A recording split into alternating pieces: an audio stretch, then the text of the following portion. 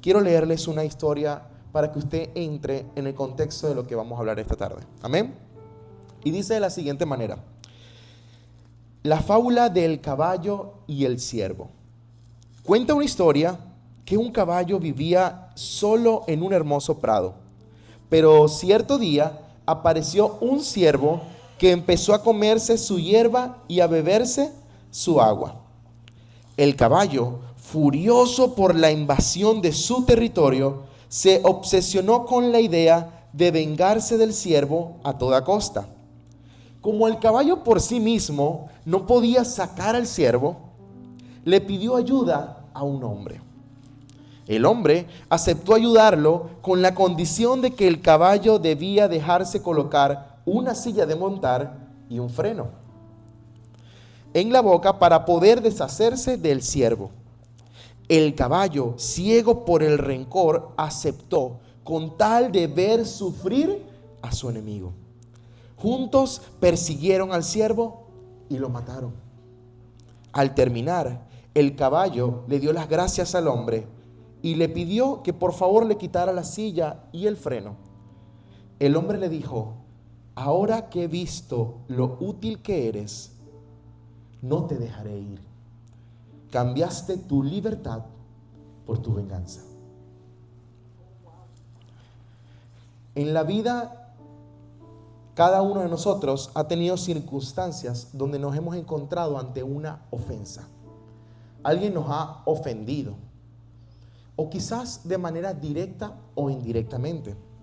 También puede ser que alguien dijo una palabra o dijo una frase que te marcó, que hizo que te causaran una herida.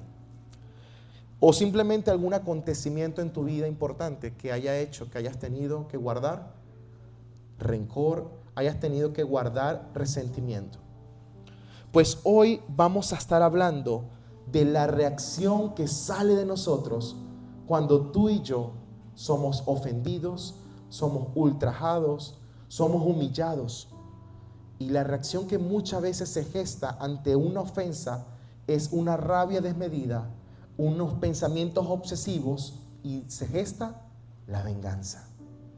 Hoy vamos a estar hablando entonces de cuando reaccionamos de manera vengativa con nuestro hermano, con nuestro prójimo, por causa de una herida. Vamos a leer el pasaje central de toda esta serie.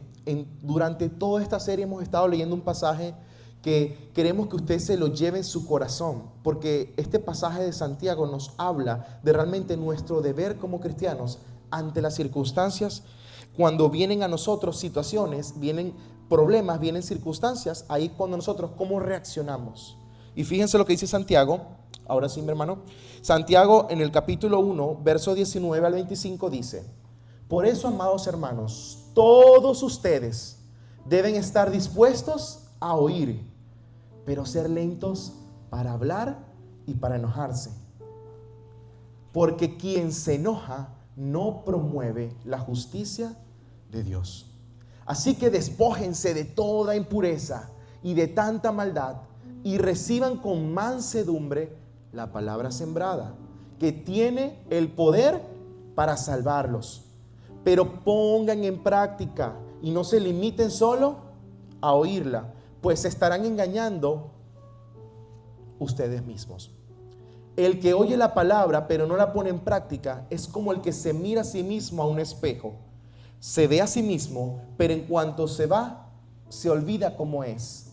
En cambio, el que fija la mirada en la ley perfecta, que es la ley de libertad, y no se aparta de ella, ni se contenta solo con oírla y olvidarla, sino que la practica, será dichoso en todo lo que haga. Yo me preguntaba, ¿por qué Santiago hizo esta paradoja con un espejo? Y no le pedí al Señor, pero ¿cómo es esto? Y yo se lo voy a poner así, hermano, para que nunca se le olvide. Si usted tiene la cara llena de barro, pero usted no lo sabe, y usted agarra un espejo, tengo la cara llena de barro, ¿verdad? En ese momento, el espejo es la palabra de Dios. ¿Quién te va a decir a ti si estás haciendo algo bien o estás haciendo algo mal? ¿O cómo debes vivir tu vida? La palabra de Dios. Entonces la palabra de Dios es ese espejo que se refleja en ti y logras ver tu suciedad o lo que estás haciendo mal y cómo debes corregirte. Pero si tú te vas y dejas el espejo, es decir, dejas la palabra de Dios y te vas, olvidas que tenías la cara sucia. ¿Ok? Eso es lo que más o menos este pasaje nos está queriendo decir. No solamente podemos ser oidores de la palabra, sino también hacedores. Durante toda esta semana hemos visto que reaccionamos de distintas formas y la venganza puede ser una de ellas. ¿Cuántos de los que estamos aquí en algún momento, así sea por pequeña, hemos sentido un deseo de vengarnos? ¿Y qué decimos a veces? Proferimos palabras. Ojalá que se lo lleve un carro y lo aplaste. O ojalá que no le salga el trabajo que quería. O ojalá que le pase tal cosa. Hermano, ese ojalá es un deseo que se está gestando de venganza en tu corazón y el mío. Por eso que la venganza es una de las más peligrosas reacciones que podemos tener. Y la razón es que no solo destruye a quien se le va a aplicar la venganza, sino que te destruye a ti. Porque mantienes un eterno rencor y odio alimentándose día tras día. Pero vamos a leer entonces qué es la reacción, porque a veces decimos, bueno, yo no sé si estoy reaccionando. Pues la reacción es una conducta, una respuesta de nuestra conducta, ya sea emocional o física, que se produce de forma inmediata ante un estímulo, evento o situación extrema. Pero ¿cuál sería entonces la reacción de venganza? La reacción de venganza es esa respuesta por el cual la persona intenta ¿qué? ¿Qué dice allí? Devolver el daño que recibió.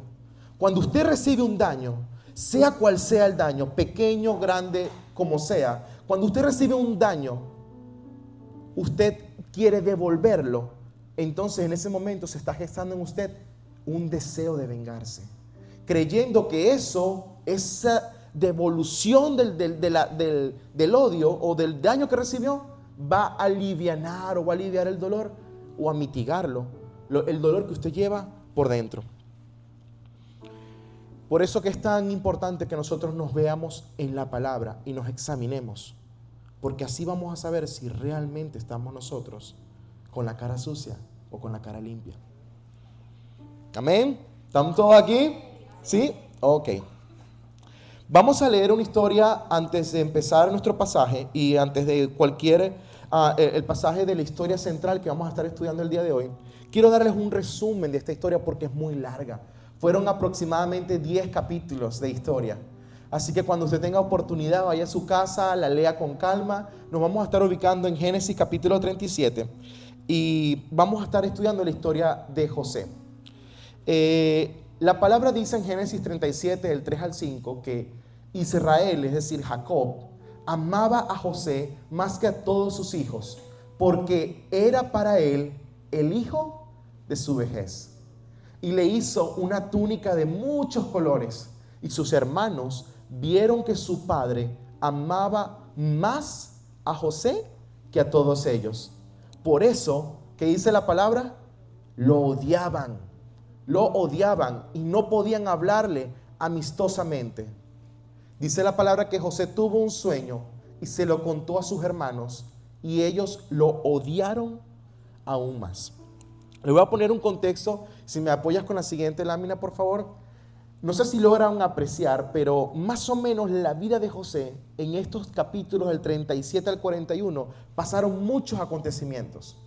Y quien no conozca la vida de José, igual se la voy a contar rapidito.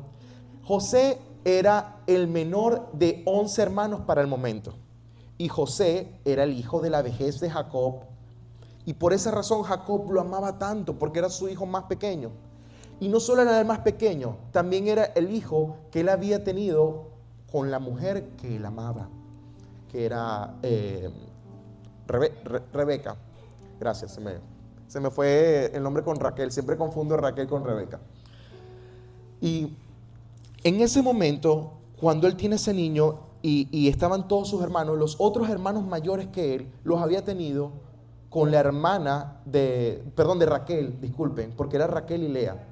Ajá, perdonen, ¿ves? Confundo los nombres. Raquel y Lea eran dos hermanas, hijas de Labán, y él se enamoró de Raquel cuando la vio. Pero el papá le hizo una historia allí, que después la tienen que leer un poquito más atrás, lo engañó y le entregó, pero no le engañó, le dijo que por ley tiene que casarse primero la mayor y le entregó a Lea. Bueno, la historia es que Jacob tuvo muchos hijos con Lea, con la criada de Lea, con la criada de Raquel, pero con Raquel no había podido tener hijos. Y este es el hijo que le nace con esta mujer que él amaba. Entonces, José, siendo un jovencito de 17 años, tenía sueños que el Señor le estaba mostrando. Empezó a tener sueños donde las espigas se doblaban ante él, donde el sol, la luna se inclinaban ante él. Y esos sueños proféticos que José estaba teniendo hicieron que sus hermanos lo odiaran aún más. Ahora, el tema no fue que lo odiaron, el tema es que hicieron un complot para matarlo. Y cuando lo intentaron matar, uno de sus hermanos dijo: no lo matemos, no vaya a ser que la vida de nuestro hermano y la sangre sea sobre nosotros. Entonces lo lanzaron en un pozo que no tenía agua, una cisterna. Y en ese momento que estaban allí, uno de los hermanos dijo: ya yo vengo. Él intentó buscar a su padre o hacer algo para poder, o a lo mejor las escrituras no especifican, pero pudo haber ido al rebaño un momento a ver las ovejas y todo. Y en ese instante los otros hermanos vieron pasar una caravana de mercaderes. Y cuando vieron la caravana de mercaderes ismaelitas, los llamaron y dijeron: hey, ven acá, ¿qué tal si vendemos a nuestro hermano? Y lo vendieron. Y aquí es donde vemos en la segunda imagen que lo están vendiendo a los mercaderes por 20 piezas de plata. Luego, cuando José fue llevado cautivo como esclavo, fue llevado a Egipto. Y estando en Egipto como esclavo, lo venden a un hombre que se llamaba Potifar. Y Potifar venía siendo uno del capitán de la guardia del faraón. Él cayó en gracia en Potifar. Potifar lo fue subiendo de rango dentro de su casa. La mujer de Potifar se enamora de José, intentó seducirlo. José huyó, y en esta huida ella, como quedó al descubierto, trató de decir: él me quiso violar. Y por esa razón él cae preso. Y ahí vemos en la tercera imagen donde está preso. Estando preso tuvieron sueños esos hombres que ven allí, que vendrían siendo el panadero del faraón y el copero del faraón. Tuvieron sueños, y en esos sueños José se los interpretaba, porque la gracia y el favor de Dios estaba sobre José. Y luego que José interpreta sueños y todo esto, el copero del rey salió de prisión, y cuando sale de prisión le cuenta al faraón 2 años más tarde, porque el faraón estaba teniendo pesadillas sobre unas 7 vacas flacas y feas que se comían 7 vacas gordas. Y él no entendía qué era, y le preguntaba a sus sabios, y nadie le decía qué estaba pasando. Pero José sí pudo, porque Dios estaba con José. Bueno, ese es el contexto de todo lo que sufrió y vivió José. Ahora, José había sido rechazado por sus hermanos. José había sido vendido como esclavo. Había sido separado de su padre y de su madre. Había sido acusado injustamente por la esposa de Potifar. Había sido encarcelado. ¿Usted cree, y le pregunto, que José no tenía razones suficientes para vengarse de sus hermanos y para odiarlos? ¿Qué pasa si usted, ahora lo llevo a la actualidad, qué pasaría si usted, alguien de su trabajo lo incrimina? ¿O qué pasaría si alguno de sus hermanos cuenta un falso testimonio suyo? Hace unos días veía en las redes sociales una chica que su familia es española y su familia se estaba burlando de ella. Y llegó ella en venganza, dijo a Voz Populi que su tía le ponía los cuernos, le era infiel a su marido, que era su tío.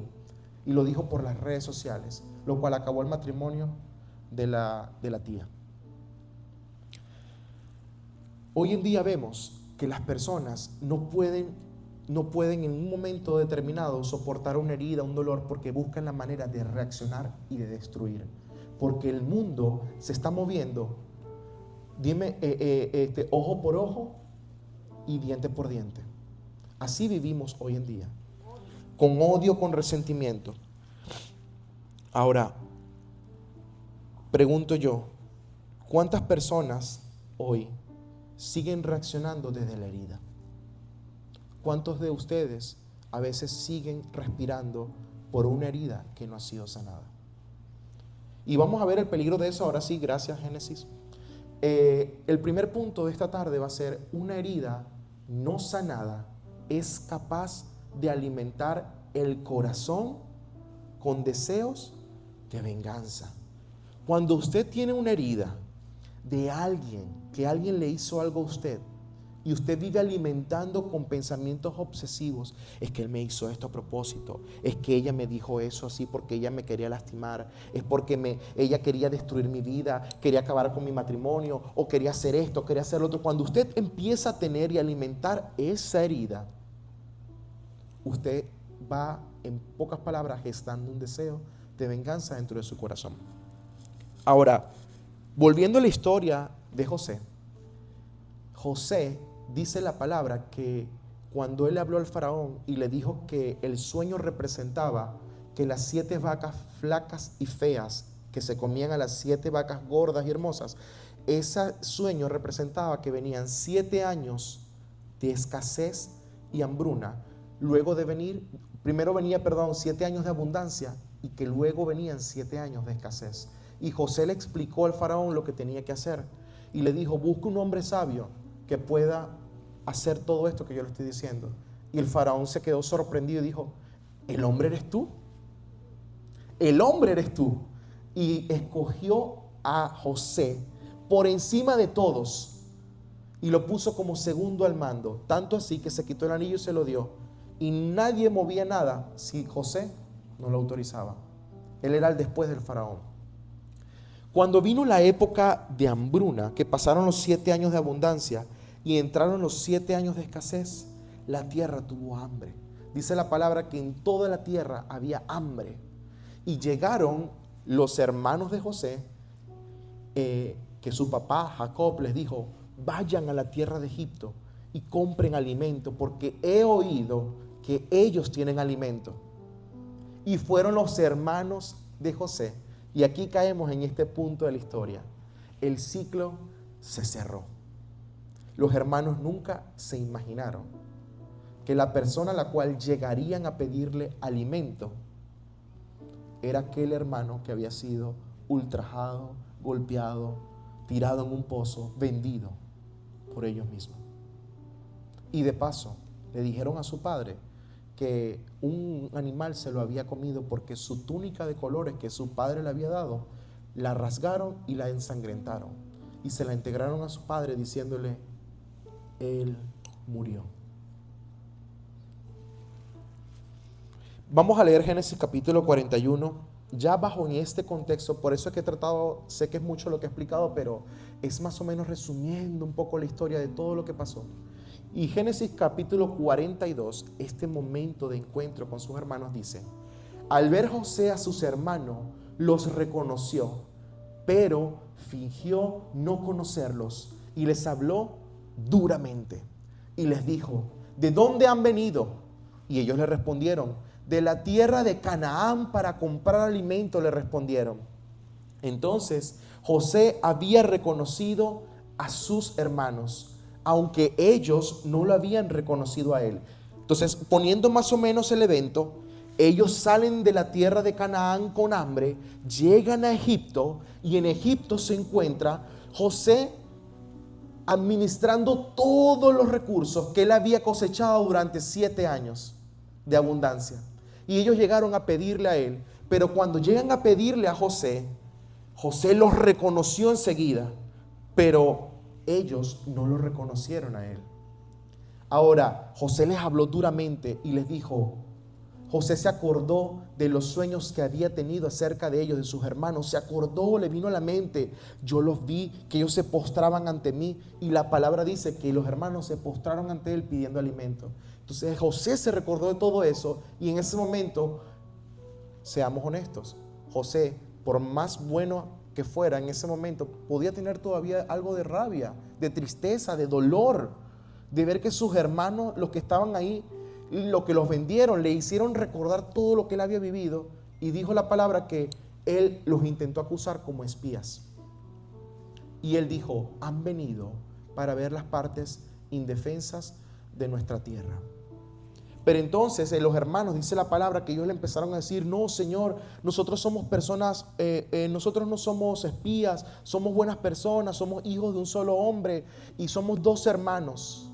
Y José se queda: 2 hermanos, porque hasta cuando él se vino eran 11. Y le dijo: 2 hermanos. Sí, nuestro padre tenemos un hermano menor que no está con nosotros, está con nuestro padre, y el otro ya no existe. Ellos le dijeron a José que el otro ya no existía. O sea, aún con todo lo que le habían hecho, ni siquiera dijeron: ya no existe, o sea, ya no, como que ya no nos importa, él ya no está con nosotros. Es triste lo que los hermanos hicieron con José. En ese momento dice la palabra que José siguió acusándolos de espías y les dijo: entonces serán probados por vida de Faraón, que no saldrán de este lugar a menos que su hermano menor venga aquí. Ese hermano menor era Benjamín, y Benjamín era su hermano de sangre, porque era hijo de Raquel, al igual que él. Entonces José estaba en un momento de una diatriba, una herida que había sucedido hacía aproximadamente 13 años atrás, porque José tenía 30 años cuando llegó a ser el administrador de Faraón. Entonces, 13 años atrás, sus hermanos lo vendieron cuando tenía 17. Entonces, una herida que había sucedido hace 13 años, nada más con volver a ver a sus hermanos, se reaviva. Todo viene otra vez a la mente. Sin embargo, José en este momento tenía todo el poder para incriminar a sus hermanos, para encarcelarlos, incluso hasta para matarlos. Pero vamos a ver qué sucedió. Mientras estaban presos, ¿verdad? Dice la palabra que envíen uno de ustedes y traigan a su hermano mientras ustedes quedan presos, para que sean probadas sus palabras, a ver si hay verdad en ustedes. Y si no, por vida de Faraón, ciertamente son espías. Él quería probar a sus hermanos para ver si sus hermanos seguían siendo las mismas personas de hace 13 años atrás. Y dice la palabra que los puso todos bajo custodias por 3 días, los encarceló. Luego dice la Biblia, pasa que es muy larga la historia, pero luego dice la Biblia que ellos empezaron entre ellos a hablar y a decir: la sangre de nuestro hermano nos está llamando, no debimos haber hecho esto. Todo lo que hicimos a nuestro hermano hoy lo estamos cobrando. Y dice la palabra que ellos, sin embargo, no sabían que José los entendía, porque había un intérprete entre ellos. Y miren lo que dice la palabra: y se apartó José de su lado y lloró. El dolor estaba presente, la herida estaba presente.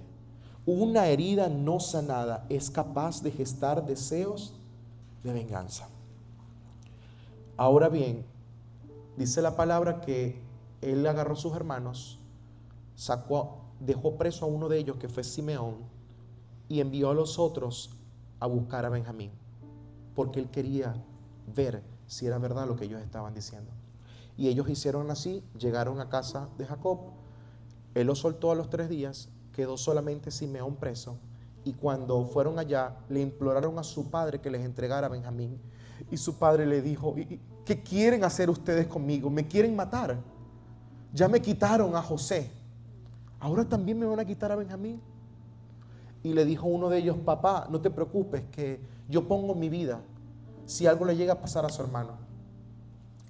Total que convencieron a Jacob y se regresaron otra vez a la tierra de Egipto a pedir alimento otra vez.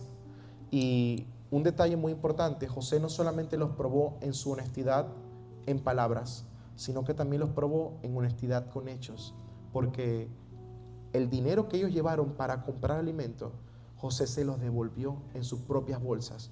Les metió un saquito a cada uno de ellos en sus bolsas. Entonces regresaron otra vez ante José por más comida al tiempo. Ahora bien,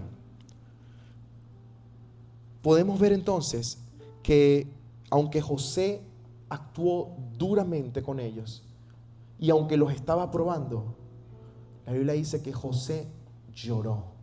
Es decir, su herida estaba allí. Él tenía toda la potestad y el momento para destruir a sus hermanos.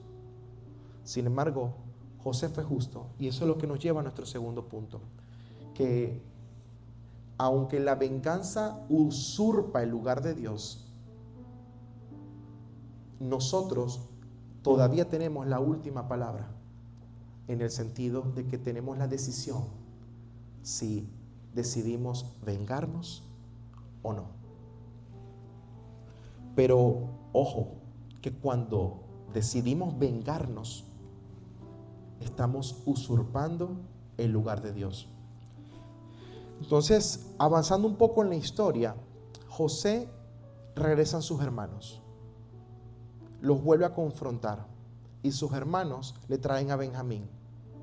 Cuando traen a Benjamín, él los invitó a su casa a comer, y estando comiendo con sus hermanos, les dio un banquete y luego los despidió. Pero antes de despedirlos, le metió su copa de plata en el saco de Benjamín. Y cuando los hermanos se están yendo, mandó a su criado y le dijo: anda y revísalos. Y el criado los revisó, y cuando los revisó, encontró la copa de plata en la de Benjamín. Entonces Judá salió y le imploró a José: Señor, no arremeta con la vida de mi hermano. Yo me entrego por él, pero no permita que nuestro hermano no regrese a casa, porque si no regresa a casa, nuestro padre morirá. Y allí él le dice, ahí es donde José ya no aguantó más el dolor de ver a sus hermanos en esa circunstancia. José era tan noble que aunque él pudo vengarse de una manera fuerte, no lo hizo, sino que simplemente los corrigió, y en ese instante lloró y les confesó que él era su hermano. Sus hermanos, atónitos, no podían creer lo que estaba ocurriendo, no podían creer que él era José, y en ese instante pues se reconciliaron, hablaron, pero sus hermanos todavía tenían la duda de que si José o no los había perdonado al 100%. Y ahí es donde vemos que en la palabra José dice así. Vamos a leer entonces el versículo 50. Fíjense, ya ha ido avanzando en la historia. En el capítulo 50, versículo 15 dice: al ver los hermanos de José que su padre había muerto. Claro, en este punto de la historia ya José se había reconciliado con sus hermanos, los recogió, los trajo a casa, a Egipto, les asignó una tierra de Gosén para que ellos vivieran allí. O sea, José se encargó de todo, de cuidar a sus hermanos, de traerlos, de alimentarlos. Y en ese momento muere su padre, porque ya su padre, ya el Señor le había hablado y le dijo: Jacob, tú morirás. Y entonces Jacob murió, y después que Jacob muere, sus hermanos todavía tenían, después de todo lo que José había hecho por ellos, todavía tenían en mente de que su hermano se quería vengar de ellos. Y mira lo que dice la palabra: al ver los hermanos de José que su padre había muerto, le dijeron: quizá José guarde rencor contra nosotros y de cierto nos devuelva todo el mal que hicimos. Entonces enviaron un mensaje a José diciendo: tu padre te mandó a decir antes de morir, así dirán a José: te ruego que perdones la maldad de tus hermanos y su pecado, porque ellos te trataron mal. Y ahora te rogamos que perdones la maldad de los siervos de tu padre. Y José lloró cuando le hablaron. José volvió a llorar cuando vio que todavía sus hermanos, después de todo lo que él había hecho, ellos todavía dudaban de él. Pero dice la palabra que José era tan temeroso de Dios que dice esto: entonces sus hermanos vinieron también y se postraron ante él y le dijeron: somos tus siervos. Pero José les dijo: no teman, ¿acaso estoy yo en el lugar de Dios? O sea, José le estaba diciendo, ¿acaso soy yo Dios para vengarme de ustedes? ¿Acaso tengo yo el poder para vengarme de ustedes? Sí lo tenía, a nivel territorial lo tenía, a nivel de fuerza lo tenía, pero a nivel espiritual, él sabía que el juzgar solo le compete a Dios, no a él. Entonces, cuando decimos que la venganza usurpa el lugar de Dios, es decir, que usted está tomando justicia por sus propias manos. Usted no está dejando que Dios tome el control de la situación que usted vivió. Usted está tomando el control y usted está tomando venganza. Ahora, dice la palabra en Romanos 12 lo siguiente. Y fíjense que Pablo es contundente con esto. Cuando usted lee Romanos 12, habla de los deberes de un cristiano. Y dice la palabra: amados, nunca tomen venganza a ustedes mismos, sino den lugar a la ira de Dios. Porque escrito está: mía es la venganza, yo pagaré, dice el Señor. Pero si tu enemigo tiene hambre, dale de comer. Y si tiene sed, dale de beber. Porque haciendo esto, carbones encendidos amontonarás en su cabeza. No seas vencido por el mal, sino que vence el mal con el bien. Entonces, vence el mal con el bien. Gloria a Dios. Entonces, ¿qué nos está diciendo la palabra de Dios? ¿Qué nos está mostrando nuestro reflejo? ¿Qué le está diciendo a usted? Deja que Dios tome el control de la situación que te pasó. Deja la herida. No sigas respirando por la herida. Entrégale tu herida, tu situación, lo que te hirió al Señor, que Él se va a encargar. Él se va a encargar. Mía es la venganza, yo pagaré, dice el Señor.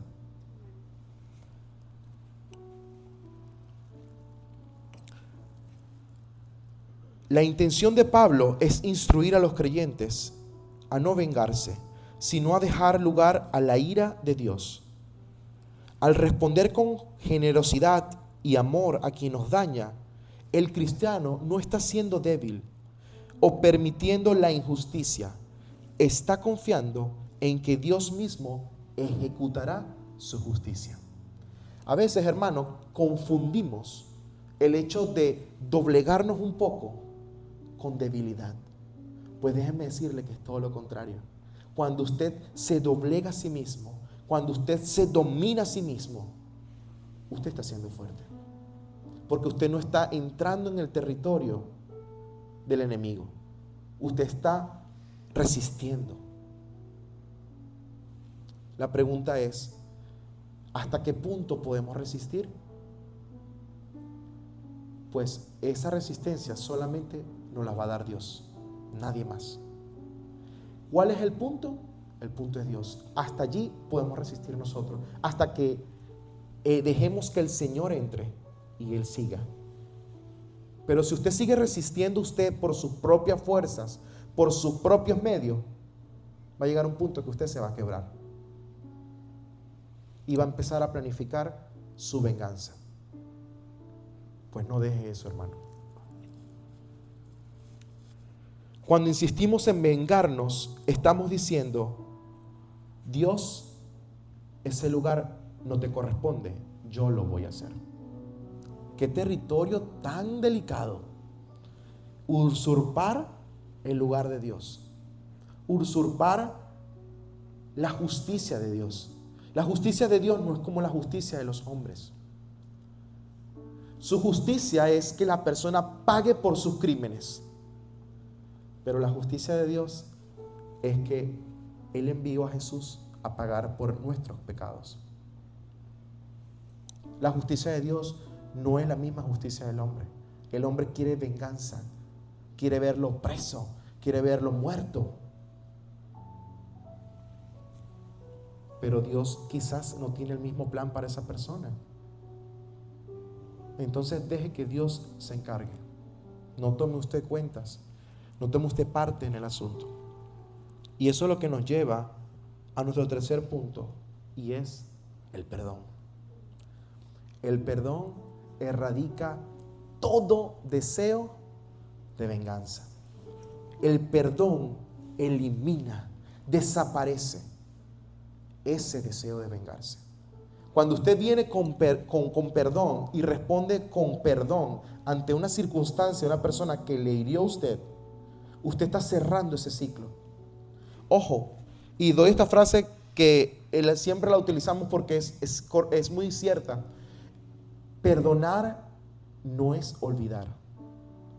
Perdonar es recordar sin dolor. Hay gente que dice, yo perdono, pero no olvido. Entonces usted, mi querido hermano, no está perdonando. Si usted usa esta frase, yo perdono, pero no olvido. Yo perdono, pero yo no voy a olvidar que me hizo tal cosa y tal cosa y tal cosa. Entonces usted sigue respirando por la herida. Ahora, si usted perdona, puede recordar lo que sucedió, pero tiene a esa persona al frente y ya esa persona a usted ya no le genera ningún deseo de venganza ni de odio, es que usted realmente ha perdonado. Ahora, José no solo decidió no vengarse, también decidió hacer el bien con sus hermanos. Y dice la palabra lo siguiente, vamos a leer el capítulo 50, lo que continuaba después de que él dijo, ¿acaso yo soy Dios? Dijo, ustedes pensaron hacerme mal, pero Dios lo cambió en bien para que sucediera como vemos hoy y se preservara la vida de mucha gente.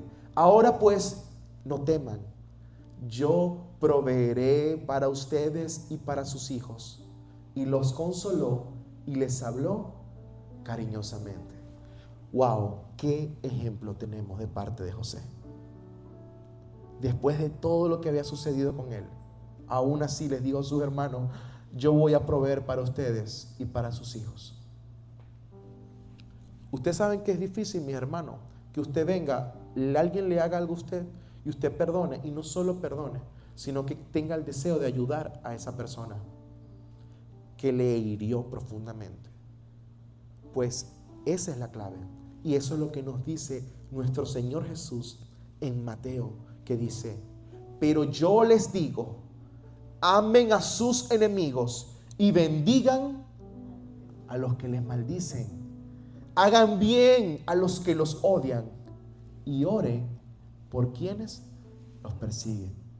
¿Qué nos está queriendo decir nuestro Señor Jesús?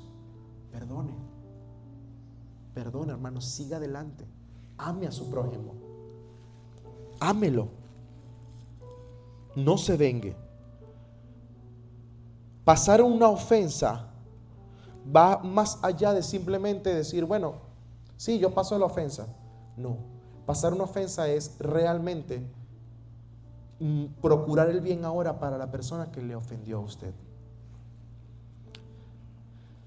El reino de Dios rompe con el ciclo de ojo por ojo, diente por diente, golpe por golpe.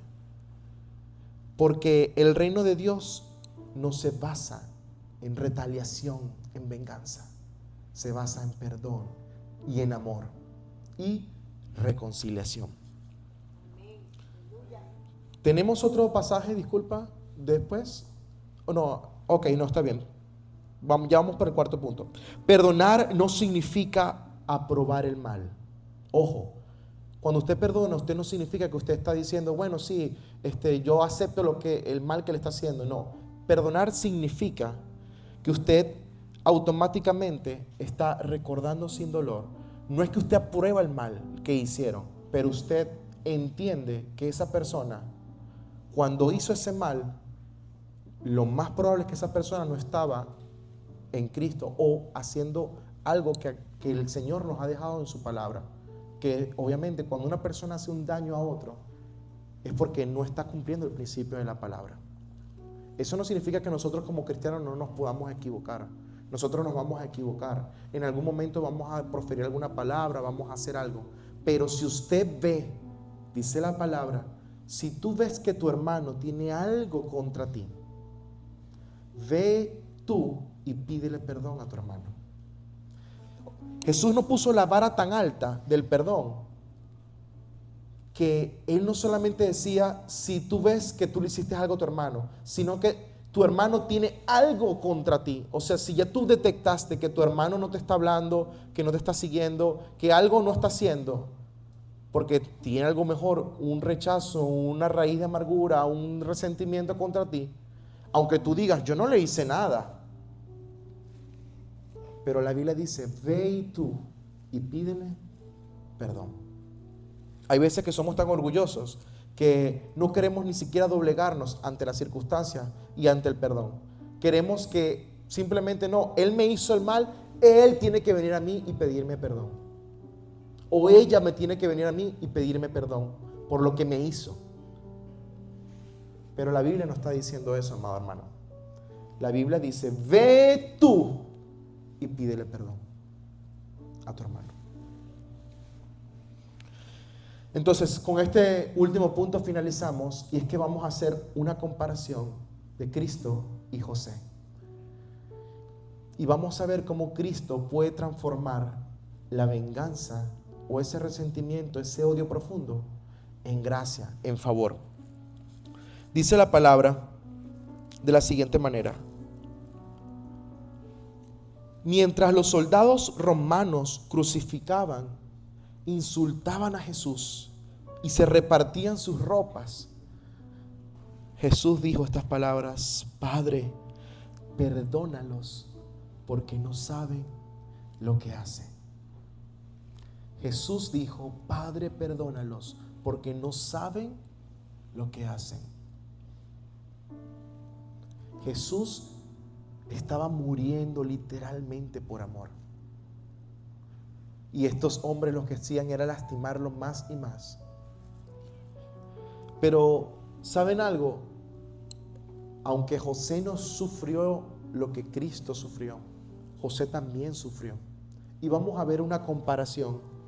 No sé si tengo un cuadro por allí, una comparación entre José y Jesús.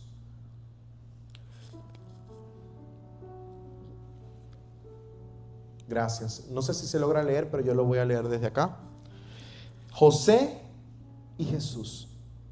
José estaba anticipando lo que Jesús iba a hacer siglos después.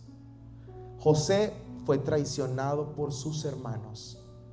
Jesús fue traicionado por uno de sus discípulos, que cabe destacar que los discípulos de Jesús eran como sus hermanos para él. José fue vendido por 20 piezas de plata. Jesús fue vendido por 30 piezas de plata. José tenía el poder para vengarse cuando fue el segundo al mando del faraón. Jesús, siendo Dios, tenía el poder para destruir a sus enemigos. Pero Jesús dijo: Padre, perdónalos porque no saben lo que hacen. José eligió perdonar a sus hermanos. Jesús eligió perdonar a la humanidad. Amén, aleluya. Jesús decidió perdonarte a ti y a mí por nuestro pecado. Jesús decidió perdonar todas nuestras transgresiones. Dice la palabra que todos nuestros pecados fueron echados a lo profundo de la mar y que Dios nunca más se acordará de ellos. José, alimentó a quienes lo hirieron. Les dio de comer, les dio un lugar para vivir. Pero Jesús no solamente nos da alimento, sino que nos dio su propia vida para salvarnos. Y dice la palabra que Él va al cielo y dijo: yo haré morada para cada uno de ustedes. Imagínense la gracia tan grande de nuestro Señor y el favor tan grande, que Él decidió dejar a un lado toda la iniquidad del mundo y llevarse en sus propios lomos el pecado de la humanidad.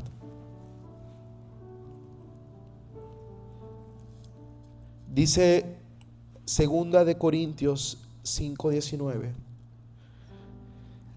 esto es que en Cristo Dios estaba reconciliando al mundo consigo mismo, no tomándole en cuenta sus pecados. Y dice el verso 21, al que no cometió pecado alguno, es decir, Jesús, por nosotros Dios lo trató como pecador, para que en Él, es decir, en Cristo, recibiéramos la justicia de Dios. Hermano, esto es tan simple como que usted lo tengan apuntando con una pistola para matarlo por sus delitos y que Jesús se pare al frente y diga, yo recibiré el disparo. Así nomás hizo Jesús por nosotros. Se entregó completamente para salvarnos.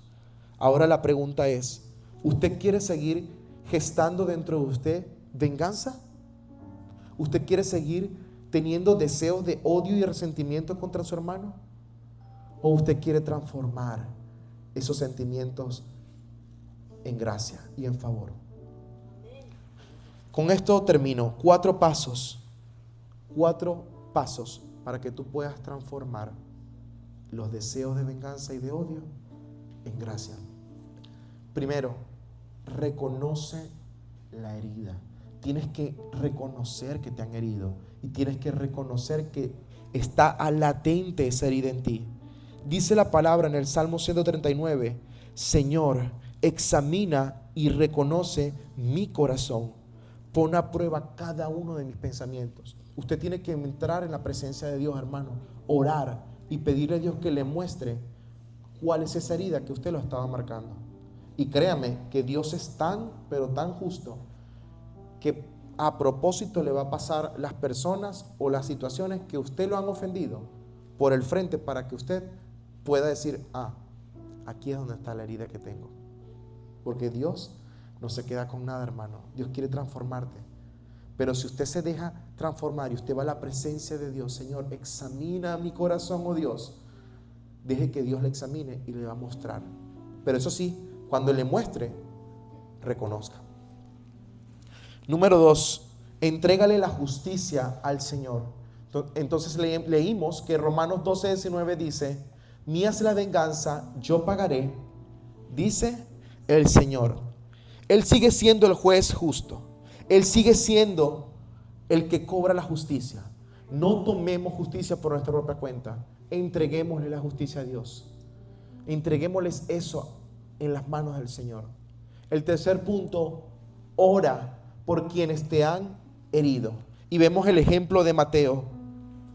Que Mateo dice, oren por los que los persiguen. Oren por los que los vituperan. Oren y bendigan a quienes los maldicen. Y el cuarto punto, responde conforme al Evangelio y perdona. Entonces, reconoce que tienes una herida. Entrégale esa herida al Señor, entrégale esa situación a Dios. Ora por esa persona que te hirió, te lastimó.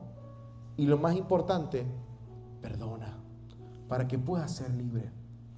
Mateo 6:12, aquí está el famoso pasaje de Mateo, cuando dice que el Señor nos dejó un modelo de oración. ¿Qué dice el Padre nuestro? Dice, perdona nuestras ofensas, como también nosotros hemos perdonado a nuestros ofensores. El Padre nuestro dice que nosotros le pidamos a Dios que perdone nuestras ofensas, así como nosotros hemos perdonado a nuestros ofensores. O sea que usted tiene que primero perdonar para que pueda usted estar libre. ¿Cómo va a ir a la presencia de Dios si usted no tiene libertad? Si está atado a eso. Santiago nos llama, en el primer pasaje que leímos en la predicación, Santiago nos llama a ser hacedores de la palabra, no solamente oidores. Y dice, pongan en práctica la palabra. El perdón es una decisión de obediencia. Ojo, antes que un sentimiento. Usted no tiene que sentir que tiene que perdonar. Usted debe perdonar.